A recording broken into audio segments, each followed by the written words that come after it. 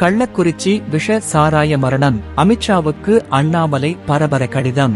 என்ன சொன்னார்? கள்ளக்குறிச்சியில் விஷ சாராயம் அருந்தி 42 பேர் உயிரிழந்த சம்பவம் ஒட்டுமொத்த தமிழகத்தையே உலுக்கியுள்ளது.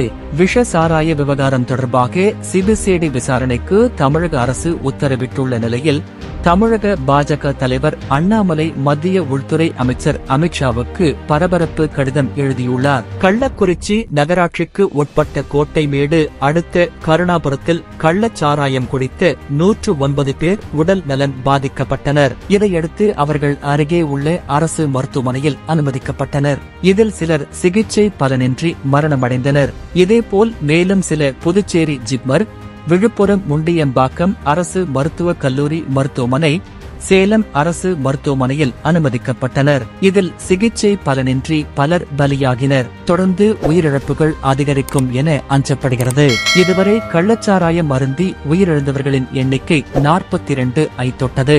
கள்ளக்குறிச்சி விஷ சாராய சம்பவம் தமிழகம் முழுக்க பெரும் அதிர்வலைகளையும் சோகத்தையும் ஏற்படுத்தியுள்ளது. இதனால் கள்ளக்குறிச்சி நகரமே சோகத்தில் மூழ்கியுள்ளது. நகரம் முழுவதும் மரண ஓலம் கேட்கிறது.